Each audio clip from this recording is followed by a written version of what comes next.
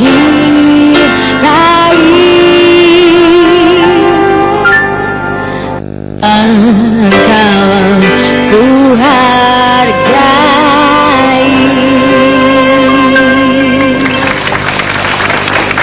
Anda masih menyaksikan Managing the Nation with Tanri Abeng and our guest of honor Bapak Dahlan Iskan.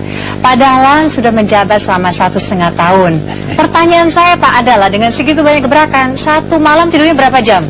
Saya tidur satu malam maksimum 5 jam. Maksimum 5 jam ya Pak ya? Nggak kurang tuh Pak? Ya menurut teori kurang, tapi ya bagaimana lagi. Ini sudah lumayan. Tahun lalu 4 jam, karena tahun lalu kan krisis listrik masih begitu berat, sehingga orang yang maki-maki lewat telepon itu luar biasa banyak. Dan saya sengaja tidak matikan telepon, apapun saya terima. Tapi sekarang udah jarang sekali ya, masih ada yang maki-maki, cuma sudah sangat jarang ya. Jadi dengan rencana pemadaman hanya 9 kali dalam setahun, mungkin bisa bertambah lagi. Bukan pemadaman, padam. Oh, padam, maaf. Dengan padamnya selama 9 kali dalam setahun per pelanggan itu, mungkin tidurnya bisa bertambah menjadi 6 jam mungkin ya Pak ya? Ya mudah-mudahan nanti ya. Pak, dari teori manajemen itu Pak sebagai seorang pemimpin ya, tidak mendelegasikan tugas mungkin ini ya Pak? Saya kira 5 jam sebenarnya sudah cukup. Saya mengerti betul pada zaman krisis Pak Habibie itu tiap malam tidak terkecuali hanya tidur 3 jam. Nah Pak Dahlan ini masuk ke dalam organisasi yang krisis kelistrikan. Jadi kalau 5 jam itu sudah kebanyakan tidurnya tuh. Tapi saya bisa mengerti kenapa beliau masih bisa tidur 5 jam. Kemarin kita bicara bahwa organisasi bahkan negara bangsa itu hanya akan sebaik pemimpinnya. Tetapi pemimpin hanya akan sebaik orang-orang yang dipilihnya. Nah, beliau memilih orang-orang yang baik Pak sini. Kalau tidak mungkin beliau melakukan pendelegasian kan. Nah, di sini barangkali Pak Dahlan bisa memberikan katakanlah clue ya.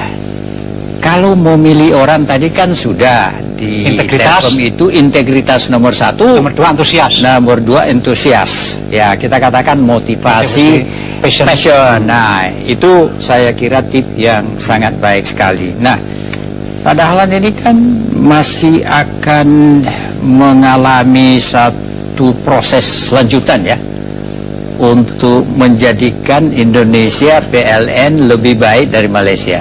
Nah, tentu kita membutuhkan satu kultur di dalam PLN ini sendiri. Bagaimana kira-kira Pak Dahlan akan membangun kultur di dalam PLN yang kemudian menjadi satu value, nilai daripada seluruh kawan-kawan di PLN?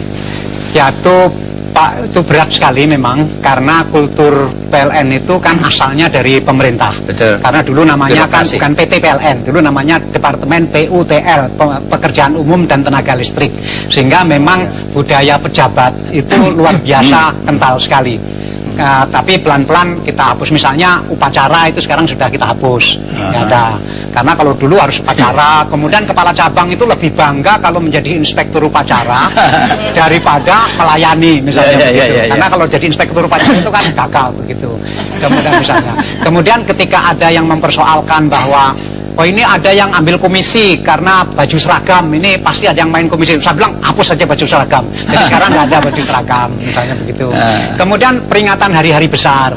Dulu itu selalu dilakukan pada hari kerja. Nah saya bilang nggak boleh lagi. Termasuk saya pernah dilawan dengan cukup keras bahwa karena saya melarang memberi peringatan hari besar keagamaan di kantor. Saya bilang saya bukan melarang hari besar keagamaan, tapi upacara peringatan pada jam kerja menurut saya itu tidak boleh, karena memperingati itu sunnah, sedangkan bekerja itu wajib. Masa sunnah menghilangkan wajib? Tetapi kalau di kantor pemerintah kan biasa peringatan maulid atau peringatan Isra Mi'raj pada hari kerja, karena pemerintah kan nggak bisa bangkrut. Nah kalau perusahaan ini kan bisa bangkrut, saya bilang nggak bisa lagi seperti itu. Sehingga budaya melayani Pak itu memang akan menjadi kultur ke depan PLN, tetapi memang memerlukan waktu dan memerlukan kerja keras luar biasa untuk berubah dari budaya pejabat menjadi budaya melayani. Ternyata ya perubahan budaya yang dilakukan atau diintrodusir oleh Pak Dahlan itu proses gebrakan juga ternyata ya. Jadi digebrak supaya terjadi perubahan yang begitu nyata. sehingga orang langsung mengatakan dan menerima ya, bisa menerima mereka. Tidak ada bulan ini masalah. Pak, bulan Mei ini ada gebrakan yang secara internal luar biasa mengejutkan, yaitu bulan Mei ini kita nyatakan sebagai bulan puasa perjalanan dinas, Pak. Oh iya.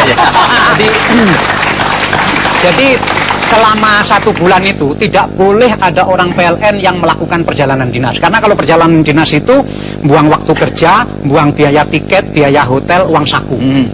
Dan di seluruh PLN ini 1 bulan di kemarin-kemarin ini yang melakukan perjalanan dinas itu 28.200 orang dalam 1 bulan. Nah, karena itu dalam bulan Mei ini puasa perjalanan dinas. Ini mengejutkan sekali karena terus bagaimana nih, kita nggak boleh perjalanan dinas? Nggak boleh, saya bilang. Nah, kalau ada kejadian apa di sana nggak boleh. Pokoknya tidak boleh ada perjalanan dinas. Jadi tapi dari perspektif cost tentu ini sudah luar biasa. Tapi lebih daripada itu disiplin. Disiplin. Pertama kita pengen menguji tingkat kecanggihan manajemen. Betul. Tanpa perjalanan dinas, urusan ini bisa selesai atau tidak? Disiplin. Ya, karena mestinya kalau manajemen baik, tanpa perjalanan dinas, urusan kan tetap selesai. Begitu. Bisa pakai email, bisa pakai video conference, dan cara-cara manajemen yang lain yang lebih canggih. Nah, tapi jadi yang terpenting sebenarnya bukan menghematnya, meskipun menghematnya juga luar biasa. Yang terpenting adalah berubahnya gaya. Itu yang saya masukkan Pak Dahlan, bahwa membangun kultur itu tidak gampang. Tetapi yang telah dibuktikan ternyata kemudian bisa diterima oleh teman-teman di PLN. Ya mudah-mudahan teman-teman di BUMN ini juga nonton ini apa yang digebrakannya. Saya punya keyakinan begini Pak. Saya punya keyakinan bahwa di semua organisasi, termasuk di perusahaan, itu sebetulnya yang brengsek banget itu cuma 10% saja. Ya. Kemudian yang baik banget, idealis banget itu kira-kira juga cuma 10% aja. Yang 80% itu ikut-ikutan aja. Ya betul. Jadi sudah gampang menggerakkan. Jadi ya sebetulnya begitu pimpinannya yang 10% tadi bagus, yang 80% tadi akan ikut aja. Wah, jadi luar biasa itu Pak. Nah, ini dalam istilah manajemen kita biasa mengenal the normal curve. Kurva normal. 10% itu baik sekali, 10% itu sangat tidak baik, 80 itu in between. The challenge is how do you turn the 80% to the other positive. Nah, itulah tantangan seorang pemimpin. Pemimpin harus mampu melakukan perubahan, karena kalau tidak, business as usual tidak akan menjadikan kita menjadi organisasi yang kompetitif. Kira-kira begitu. Memang seharusnya jangan takut melakukan perubahan Pak. Karena yang menentang itu ya yang 10% tadi aja. Ya. Betul. Pak Dahlan, Pak Tanri, kita mesti cut dulu. Kita break dulu, tapi kita masih ada 1 segmen lagi untuk lebih membahas mengenai mungkin saja untuk leadership style-nya dan strateginya juga ke depan ya Pak. Kalau begitu tetaplah Anda menyaksikan Managing the Nation with Tanri Abeng. Derek Show.